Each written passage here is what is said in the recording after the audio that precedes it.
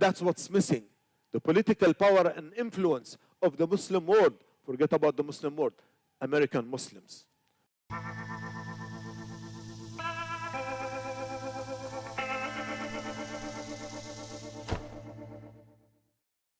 Hello, my friends, and welcome to the show. We have a great one planned for you today. We've got a lot of stuff to go over from New York cooking themselves last night by electing a socialist Muslim / communist. There's a lot of bad things about this dude. We're going to get into that in just a moment. But we also have some startling facts that just came out on a paper about COVID and some of its dire effects on the population. It is actually pretty startling. And then we've got a mom that is teaching her son some valuable lessons that they'll be able to take with them for throughout their lives. And I think it's something that a lot more parents should be doing with their children. We'll get to that as well. So we've got a lot of good show to get to. Let's get to it right now. Let's do it. Mama always said that English was hard. There is one silent K in night. There are 4 silent Ks in knick-knack and 3 silent Ks in Democrat. Oh, wait a minute. Wait, breaking news. Wait, what is that? Oh, I can't hear you. I said, what? Where's that stupid switch at? Well, okay, here we go. Yes, breaking news. Okay, it's official. Okay, I'll let everybody know. Great, thank you. All right, my friends, that was my producer, and she just told me that there are some breaking news from one of the elections last night. CNN has officially projected that Harry Sisson is still retarded. And did you know that Harry actually wrote a book? Yeah, he did. Let's check that out right now. How to Become a Pussy by 21. By Harry Sisson, the full retarded edition. And honestly, my friends, that's the only edition you ever want. That's funny. For all my viewers out there and part of the community, this is a warning to anybody that wants to get a tattoo with Chinese characters because, well, quite frankly, you have really no idea what you're getting put on your body. And, it's kind of permanent. Check it out. 屁眼 butthole 父兄有踢 father brother friend kick 明金节简洁你金块 gibberish 山羊 goat 羊群中的狼群 a pack of wolves among a flock of sheep. There's a lot of animals on her back. 我爱你妹 I love your sister. 杀人放火金腰带 Those who commit murder and arson end up with the golden belt. This is actually part of a Chinese saying. The second half is 修桥补路无尸骸 Those who build bridges and repair roads end up dead with no one to bury them. Yeah, kind of dark. 改善 improve 改善改善改善 Seems like a lot of people want to improve. That's good. 先天宜天邪 gibberish 可爱 cute 电饭锅 rice cooker 他妈的警察 police. Well, Prop 50 passed out in California, and that's no surprise. That campaign was absolutely rigged from the beginning. So the redistricting will begin at some point. They're going to try and strip some seats away from Republicans and get 5 new seats for Democrats. Now, the good news is that regardless of the redistricting, in 2026, I believe, is when they have to fill these seats. They're still going to have to run. There's still going to have to be an actual primary, an election. So that's just, the Democrats are going to be busy because that's going to be one more election that they're going to have to rig. And, the interesting fact is in California, Republicans get 40% of the vote, but they only have 7% representation in Congress. That is absolutely disgusting. And, I hope the governor's race that's going to be happening right now, it looks like that sheriff, the Republican, he's leading by quite a bit. So hopefully that stays and they elect a Republican governor, because something needs to change in California, because right now they're kind of cooking themselves. And speaking of cooked, New York City just cooked themselves last night With all of the warnings telling them not to touch the hot stove, they ignored that and decided to place their full hand right on the burner. And President Trump weighed in on the election results for mayor, and he simply says, "And so it begins." Angry Elephant says, "New York City will fall to Sharia law. Mark my words." Tez says, "Foreigners should not be allowed in any local, state, or federal government positions." You know, Tez, I 100% agree with that. They should not be allowed. We should amend the Constitution or whatever we have to do to block anybody that is not born and raised in the United States, that is not a natural citizen of the United States, to run for any kind of government position at any level. That's just my thought. Maybe it's too harsh. Let me know in the comments. How's it going, everybody? I hope you're enjoying the episode. I just wanted to give you a quick reminder that if you'd like to sponsor a future episode, you can do so with a PayPal link and a Super Thank link down below. You can also pick up a cool shirt like this Liberal Evolution, some authentic Idle Hands merch from the store anytime, 24/7. And also follow me on X at Idle Hands Dave. All right. Thank you, and let's get back to the show. New York City has had a good run, but I think it's over. When Giuliani was mayor, the Big Apple is healthy, shiny, bright, a beacon, really, in many ways. Then Bloomberg came along and, the apple's still edible. It's not looking as nice. De Blasio, we can see exactly the state of the Big Apple there. Adams, yeah, even worse. It's really starting to look. Nobody would eat that apple. Nobody would want anything to do with that apple. Let's see what it's going to look like under Mamdani. Oh, well, it's done.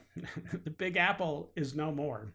Here's a little snippet from his acceptance speech. He does mention a lot of people, except he neglects to mention one major group of people in America.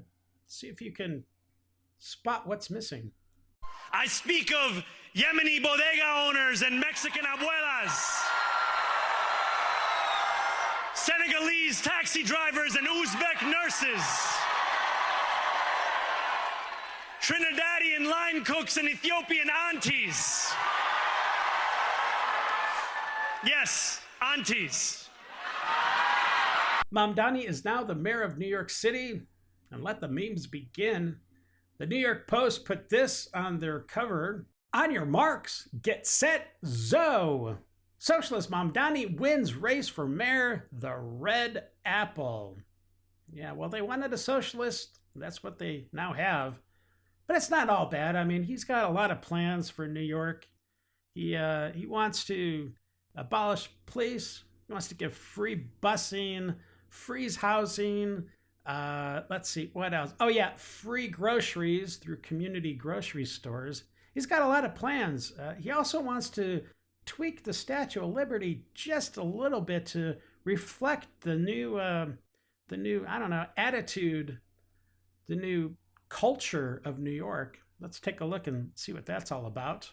Oh, well, I mean, that's not that bad, right? I mean, jeez. Oh, boy. Well, my friends, there has been a very distinct and gradual transformation of the Democratic Party over the last couple of decades. So let's check that out and see what's going on there. Transformation of the Democratic Party since 2009. Okay, well, let's see. Okay, before Obama, right, we've got the donkey, the traditional icon, the mascot of the Democratic Party. Okay, well, let's see what's been happening. Oh, after Obama. Oh, okay, now it's a camel, right? Because really, the Democratic Party needs to rename their party, because it is not the Democrats anymore. It is the Islamocrats. And that's for sure. It is a rising cancer in this country that needs to be cut out fully and immediately from our culture. With Zoran now being mayor, there are allegations popping up that some of, and maybe a lot of the money that went into his campaign was from foreign donors, which is completely illegal. Here's a picture that explains probably where a lot of his money came from for his campaign. Let's check that out. Alex Soros, so proud to be a New Yorker. The American dream continues. Yeah. Well, you know, a picture is worth 1,000 donations. One of the groups that gave money to Zoran's campaign is CARE. And apparently now they have created a super PAC, and they're using our legal system, the way we have things set up, to funnel money from terrorists, basically, through these different organizations, ending up in the super PAC, and I guess it technically being legal. Check it out. Right now, I'm a little more quiet because I'm on the quiet side of this race, but I'm going to tell you that once November 4th comes around, I will tell the story. The story is not just, that it's random that Zoran ascended to this place. It is our Muslim American communities. And I'll also say that it's Muslim money. The PACs that have supported Zoran, or a particular PAC that has supported Zoran, is probably over 80% of Muslim American donors in this country. High net donors, grassroots donors. And I want to make the point that the Unity and Justice Fund PAC, which is the CARE Super PAC, was the largest institutional donor to the pro-Zoran PAC in New York. This next clip is rather terrifying. The cancer that I keep talking about from the Islamic factions inside this country, well, they have a long-term game plan, and they are looking to take control of the media and of the political systems in our country. And of course, when that happens, everything will flip, and they will start forcing Sharia law down our throats, and our American culture will be dead as we know it. We need to put an end to this. We need to start implementing, changing the Constitution. We need to ban Sharia law across the country. And we need to start deporting these Islamic terrorists that are here in America. They need to go right now. Take a look. The tide is shifting, and there is a vacuum.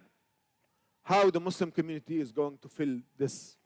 And you say, is this khutbah about politics? No. This khutbah is about the ummah affairs. This khutbah is about our future. This khutbah is about akhirah.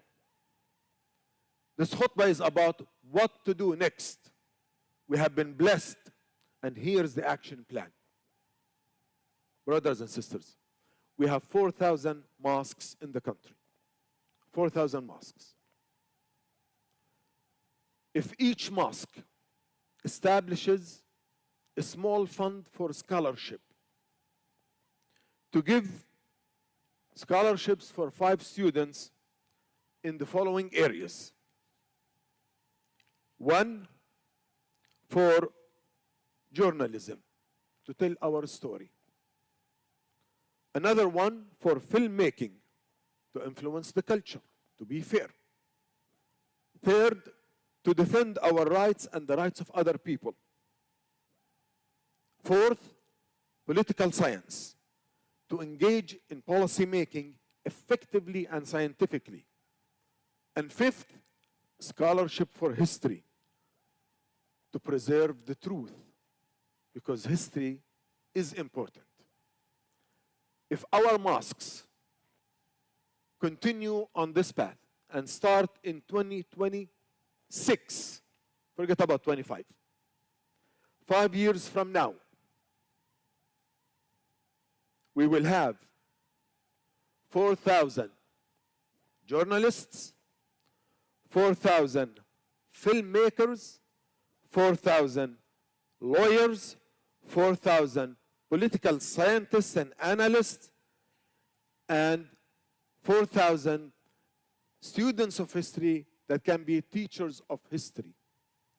In 12 years, if we are consistent, the Muslim community will have 50,000 of each. In the year 2050, imagine, the Muslim community will have 100,000 of each. Then we will tell our own story. We will defend the people who are oppressed. And many of those people who studied law most likely they can run for public office at all levels of government in our society. Those are areas that the Muslim community has not paid attention to. And moving forward, the Muslim community needs to pay attention and build political power and equip the next generation of American Muslims to preserve the future. Do you think this is doable? I know it's a khutbah, you're not supposed to answer, but in your heart you say, this is a good plan. Finally, brothers and sisters, I don't tell you not to give money to relief organizations. Please do, but also be strategic. The people of Gaza did not just needed food, and food was actually outside waiting for them. So food was there sitting for months, for years outside Gaza. What was missing is the political decision, the political power to move the food from outside to inside, and the medicine and the water. And that's what's missing. The political power and influence of the Muslim world. Forget about the Muslim world. American Muslims. A roadmap that you can do. The conclusion. Until then, until we start this, we have an important organization that's CARE, protecting your rights to implement this plan. CARE tomorrow has its own gala, as it was mentioned. Alhamdulillah, it is sold out. But I would like CARE to be an organization equivalent to the mosque in terms of belonging, engagement, and support.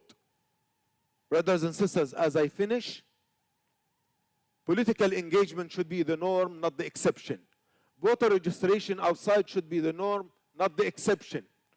Running for political office from within the community and supporting those who deserve our votes should be the norm, not the exception. When we normalize this, we will close the gap and we will move from the past into the brighter future, inshallah. All right, my friends, it is time. We have arrived at the liberal pool of madness, so sit back, relax, and buckle up. We're about to enter the Lib Zone. Asking New Yorkers who are they going to vote for in the upcoming mayor elections. Zoran. Yeah, Mamdani, all the way. So what are your thoughts about socialism? Fire. It's better than being poor all the time. What about the rich people? They don't need to be that rich, you know? If you work hard, you should be that rich, but not rich to the point where other people can't afford food. So tax the rich. Period. So it's better to be rich than give donations to the poor and support them? All Zoran wants to do is tax people who make over $1 million 2% more than they get now. That doesn't sound so bad. Yeah. The beginning is 2%, then it goes up 20 to 40%. If you're making $1 million a year, that's better than if you're making $50,000 a year. Other people should be able to afford food. That's all I'm saying, man. If you had $2 million, would you be okay tax 50%? Yes, $1 million a year is plenty for one person to live on. If it means that other people get to eat food, then yeah. Socialism. If we can't all be rich, let's be equally poor. Except for our rulers. They still get to be rich. Don't shoot, I'm retarded. Prove it. I voted for Mamdani. Pinotti says, socialism and its long record of solving hunger. And a stellar record it is. Rock Chuck says, he looks at her with each comment as if to say, I'm still getting lucky tonight, right? That's funny. I noticed that some of you motherfuckers were not too happy about my stance on stealing. But let's put it into perspective here, you little bootlickers. It cost that major corporation 10 cents to make that pack of gum, and then they charged you $2.50 for it. So it was really stealing here. We both are, all right? But I'm the only one that's being morally chastised for it, while you go and lick CEO butthole. All right? Grow up. Capitalism's bullshit. And mind your business about my forehead. I'm aware that it is as long as a night in jail. You know what would be really funny and also great?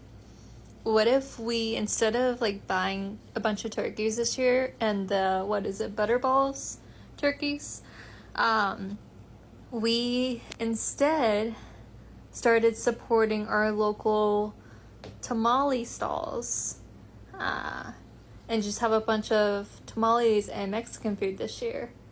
I feel like that would be amazing. I feel like that would be perfect this year. Recircling the Bowl says, tamale stalls? Isn't that what you call the bathroom after eating them? I think for some people that's certainly true. Panati says, you really want to sit next to your drunk uncle with him eating tamales and beans? No, thank you. On 60 Minutes last night, President Donald Trump repeatedly misgendered trans women and claimed that Democrats want, quote, transgender for everybody. 60 Minutes correspondent Nora O'Donnell did not fact-check him and did not press him or follow up for more information on what he meant. What do you guys think? And your point is, look, the only people misgendering trans women are themselves. I think the facts are in. Your delusion is not reality. And I think we all need to start accepting that. It is November 4th, Election Day, and I was just, sitting here thinking about how today, last year, I have never been so filled with hope in my life. I thought things were going to be different. Things could be so different right now for so many people. And I don't know, last year, I just remember thinking, like, she's gonna do it. Like, she's gonna win. Like, okay. Like, I was just like, there's no way that people are gonna let him be in office again. There's no way. As we can see, I was proven wrong. Because America has proven time and time again that it would rather have a felon in office as long as it's not a woman. So, yeah, just reminiscing on a time where I thought, things could be better, but here we are, one day though, never give up hope, never give up hope. I can't believe this woman is still boo-hooing about Harris losing. But she is right on one point. There is a lot of good change that's happened to the country, but it's not because of Harris. It's because of Trump's policies. And what's up with all the gang signs she's throwing up? Is this some kind of like funky H for Harris? I can do the duck, right? Oh boy.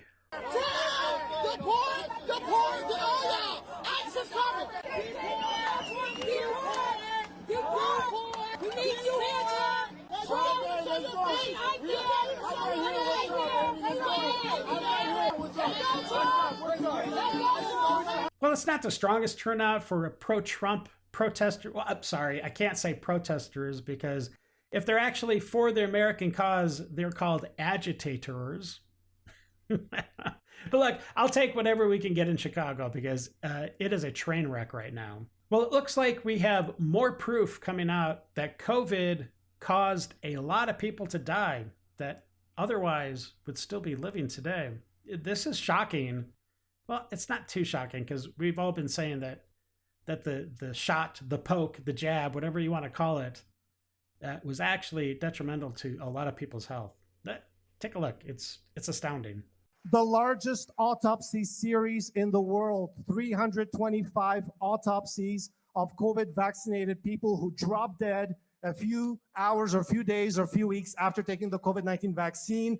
We did a rigorous review of these autopsies, and we found that about 74% of the cases of sudden death were caused or contributed to by the vaccine. That is now a peer-reviewed paper that's going to be published. So in the largest autopsy series published to date, I know because I'm the senior author, of all the deaths we examined, and we re-reviewed them. We had an adjudication committee. We had ways of arbitration deciding on did the vaccine cause death. The answer is, of these cases that came in for autopsy after vaccination, 73.9% of individuals, it was determined that the vaccine was the cause of death. First author is Holscher and colleagues. He's sitting right behind me. And the reason I'm telling you that is that there is more evidence coming every single day. And it's not a little bit of evidence. It's not a case report here that they're going to dismiss, or a case report there, or a paper that the Lancet is going to take down and say, don't look at this autopsy series and we'll just bury it and make sure it never sees the light of day. There's going to be a tsunami of evidence of the harm of these COVID-19 vaccines, whether it's harming children, pregnant women, adults. And my message to the politicians is get ahead of this. Here's an interview of a couple of people in the National Guard, and they're not in uniform, and I think that's the only saving grace from them not getting court-martialed. Like, these two should be ashamed of themselves. They took an oath, not only to the military, but to the country, to serve and protect, and to follow the orders that they were given. But apparently, they don't think they need to follow that rule. Check it out. If you were activated to the Chicago mission, would you defy orders? Absolutely. I would definitely say no. Tell me why. I mean, I'm not going to go against my community members, my family, and my culture, my neighbors. You are both members of the National Guard. You don't want to see your fellow soldiers in your city. No. I think a lot of Americans would be shocked to hear that. I mean, I wish that Americans would talk to other National Guard members, because all of my soldiers do not want to be activated and are scared, and their families are in hiding. Are you surprised more people haven't spoken out? I am a little surprised, but after speaking out, I understand why no one wants to do it. We were trained to stand up for what we believe in and stand up for the American people, the Constitution. It's crazy because I figured other people would speak out right now, and it's crazy to think, oh wow, you know, it needs to be us. Here's a great breakdown of the shutdown, why it's happening, where the money's going, and why it's going to continue to be a problem in government unless something dramatically changes, and it needs to change right now. Check it out. All right, so here's an explosive update on the government shutdown is what I'm hearing, right? So it's not what you're being told. That's all I got to say. The headlines say it's about healthcare and rising premiums. You've heard it all, right? And then Democrats are saying that Trump wants to raise the cost of Obamacare. Well, it's not that he wants to. That's not the full picture. Here's what's actually going on. So when Obamacare, which, as you know, is the Affordable Care Act, first came in, it made health insurance mandatory. But after COVID, President Biden signed new legislation that temporarily expanded subsidies, basically tax credits, to make health insurance cheaper for Americans. Now, these weren't just discounts. And here's how it worked. It's pretty scary to think about it. The Department of the Treasury sent the difference in cash directly to the insurance companies. So if your premium was, let's say, $600 a month, and the new plan lowered it to $400, the government literally paid the $200 difference straight to your insurer. That's billions of tax dollars going out every single month directly to private insurance companies. Those enhanced subsidies expire on the 31st of December 2025. And starting in January, that money stops. And when it stops, premiums go back up fast. Millions of Americans will suddenly see their costs go up by 20, 30% or more. So we got to do something. So why is Washington gridlocked? Well, because those subsidies aren't just helping you. They're a cash pipeline for the insurance industry. And there it is. It's also free money for illegal self-insurance. Boom, there it was. And when that pipeline closes, the insurance companies lose billions of free money. That's why the Democrats are filibustering and refusing to move forward. They're not doing it for you. They're doing it for the companies funding their re-election campaigns and the illegals who they hope will vote for them.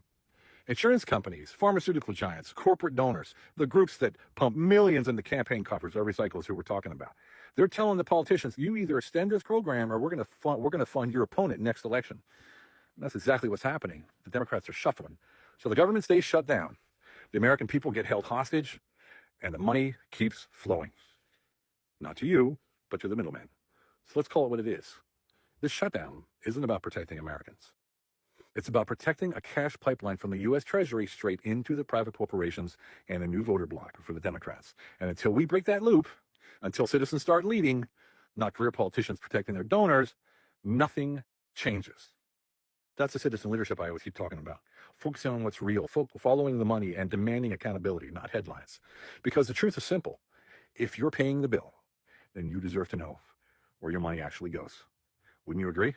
Isn't it weird that the school system doesn't teach you about money? School was designed to create kids that come into the workforce to not ask questions, to follow the rules, to sit in the assembly line. And the reason they don't teach money is because they don't want you to be free. They need you to go get debt. They need you to have to come to work. Then what you do with your kids is you ask ChatGPT to create a money plan to teach to your kids. You enter in their age and hit enter, and it will give you age-appropriate chores process to teach them the fundamentals of money. This mother is giving her two sons an invaluable lesson that they will be able to take with them and use for the rest of their lives. It's something I think all parents should do, and I think this is the right approach.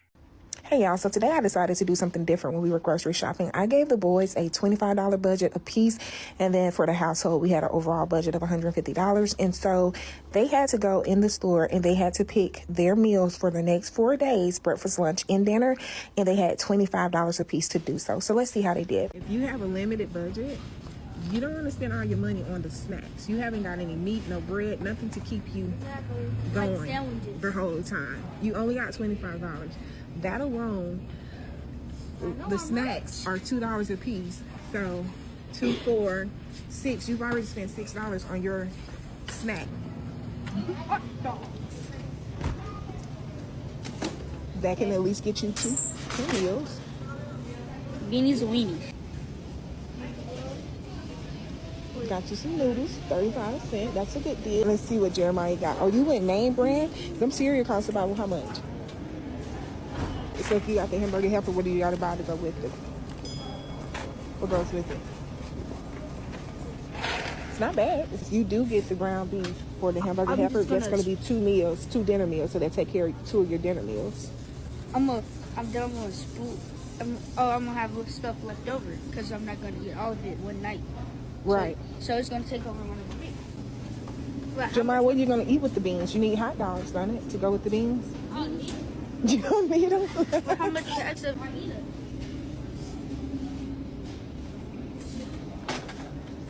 You can always get peanut butter and jelly, and that'll make you 5 or 6 sandwiches at a time with a loaf of bread. Okay, get it from the bottom. This is Jeremiah's basket. Okay, this is Jason's basket.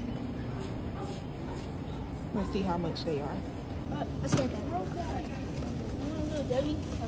Please place item in the bagging area. You did good. Jeremiah was at 21.15. Wait, where's that thing?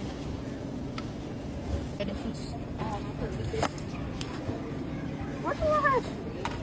2 beans. This is not satisfaction. You're gonna have a lot to look. 98 cents. No, get your macaroni and cheese before you get another snack. Please place. Go ahead. Need to scan it? 98 cents. And so you're at 24.48. Scan that and see. 98 cents. You're over your budget by 39 cents. So what do y'all think? I did good. Oh my God, this was so much fun. And the boys did really, really good, y'all. They got a chance to really understand how quick money can go, and also how you can literally make meals from anything. You just got to think that thing through. And with these uncertain times that we're in, I think this is a great lesson to teach them. And of course, I did actually do some real shopping, got my own basket full of stuff for us as well. But the next few days, I am going to let them just eat the things that they have bought.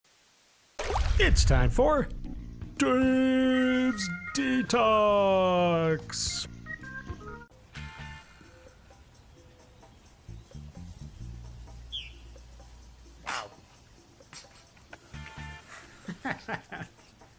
That's a good way to feed him, right?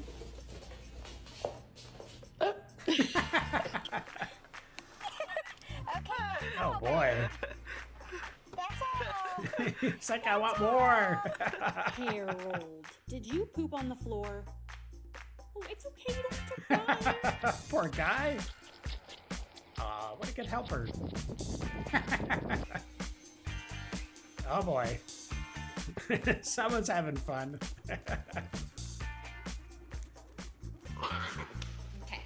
Hey. What? That's awesome. That looks comfy. Little pot belly. Hey, buddy.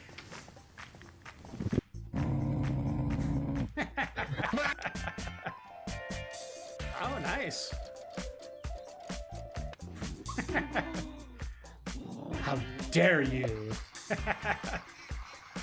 Okay. Oh, hey.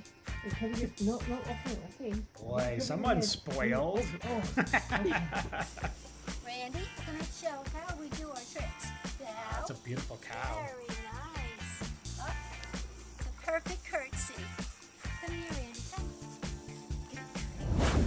Well, I hope you enjoyed the show today, and thank you to all those that subscribed, and anybody that hit that thumbs up button, thank you very much. And if you decide to share the program today, well, that's a bonus.